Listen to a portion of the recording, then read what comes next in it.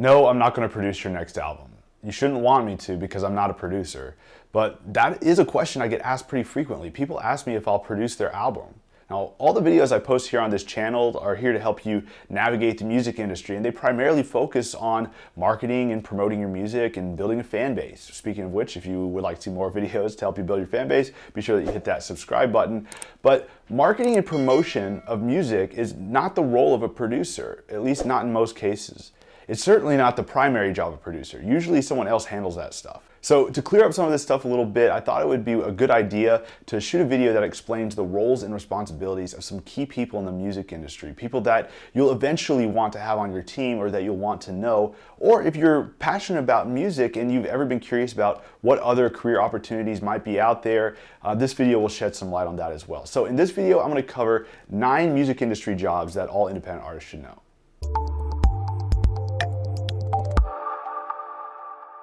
What's up guys, Justin here, and in this video I'm going to cover the roles and responsibilities of 9 key people that might be very relevant to your music career. So those 9 individuals are an entertainment attorney, artist manager, tour manager, business manager, booking agent, A&R rep, publisher, producer, and music supervisor. Now these are all people that may be relevant to your music career, or they may be alternate careers that you might be interested in pursuing if you've ever wanted to earn a living in the music industry, but maybe not necessarily as an artist. So we'll start with entertainment attorney. Now this is somebody that's very important to have in your team, particularly when you're negotiating any type of deal, because before you sign any contracts, whether it's a record deal or a management agreement, you should always have an entertainment attorney look over the contract. When someone gives you a contract to sign, it's almost always going to be very heavily weighted in their favor. Even if you've already discussed verbally what the agreement is, the language in the contract will probably be written in such a way that the other party is getting a much better deal.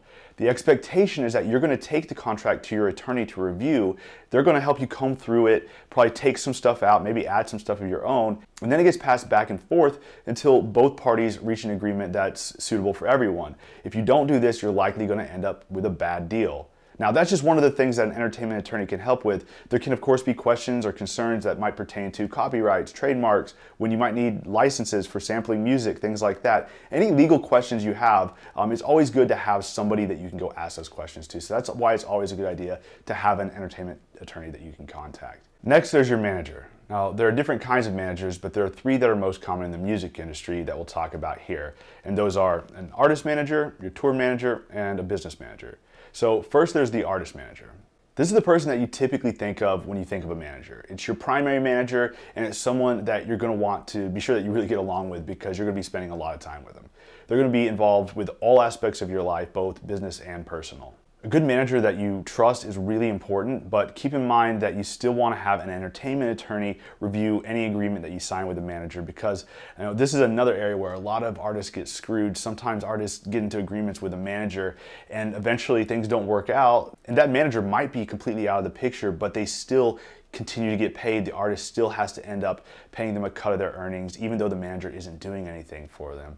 And a manager's cut is usually around 15%. So it's important that you have a good manager that you trust. A good manager will typically only work with maybe 2 or 3 clients.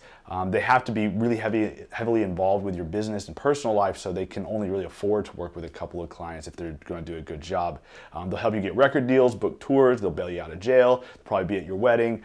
But oftentimes when you go on tour, your primary manager might not be there because they have to hang back and work on other business dealings. So when you go on tour, you'll likely have another manager, and that's your tour manager. It's a tour manager's job to make sure everything runs smoothly while you're on tour. They help make sure you get checked into hotels, make sure you get to the venue on time, make sure all your equipment is set up properly. They're essentially taking over all the responsibilities of your primary manager while you're on tour.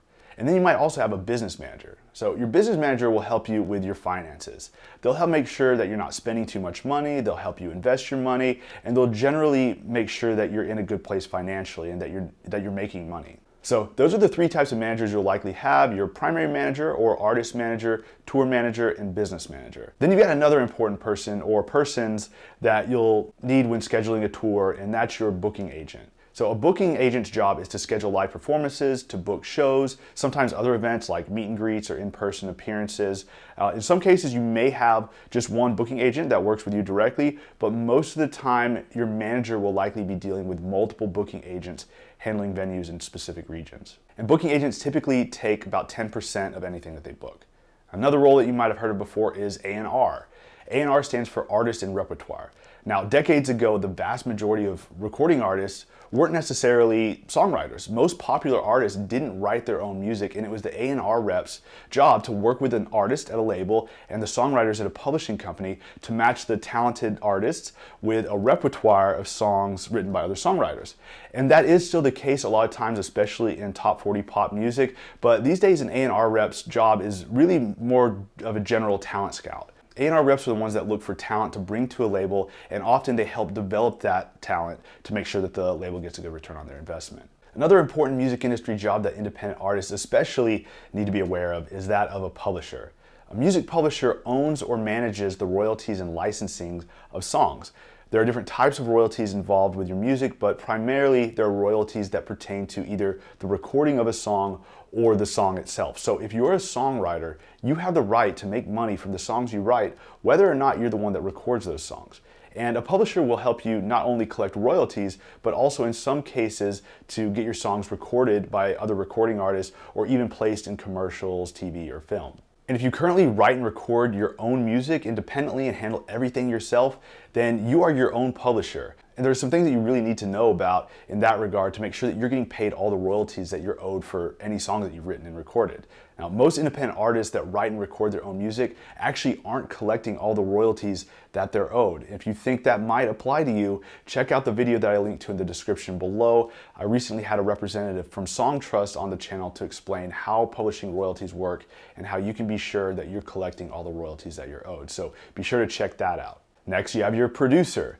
As I mentioned in the beginning of this video, I am not a producer, and it seems that a lot of people have some misconceptions about what it is that a producer actually does. Sometimes maybe producers are confused with managers, but it's not typically a producer's job to handle any of the business aspects of an artist's career. A producer's job is to help the artist create a final recorded product. So not only do they help with the recording and mixing of your tracks, they offer some guidance throughout the entire recording process. Typically, they might make some recommendations on how the song should be structured and will generally help to shape the overall feel and sound of the recording. So choosing the right producer is very important because they will have a major impact on how your final recording turns out. But that's really what a producer's job is, to help you create your record. They're usually not too involved with the marketing and promotion. All right, so the final music industry job that we'll address is music supervisor.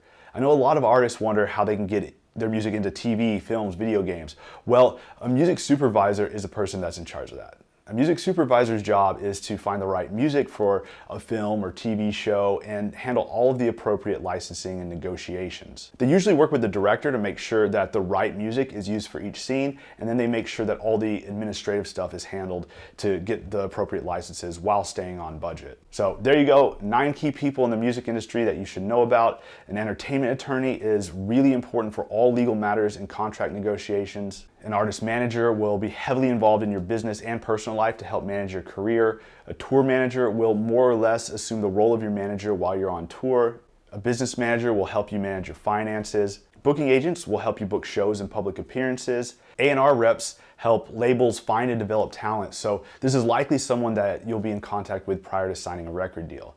A publisher makes sure that you get paid royalties on songs you write, and they'll often help you get your songs recorded by other recording artists or maybe placed in TV and film so that you can make more money from them and so they can make more money from them as well. A producer will help shape the overall sound of your album and will generally be responsible for helping you deliver a quality record. And music supervisors are the people that work in film and television that get music put in movies and TV shows and handle all the administrative tasks that go along with that. All right, so that wraps things up for this video. I hope you found it informative and helpful in some way. If you have, please be sure to give it a thumbs up and let me know in the comment section. And be sure to click that subscribe button and tick the little bell icon to be notified as soon as new videos like this one are released here on the channel. Thanks for watching. I'll see you next time.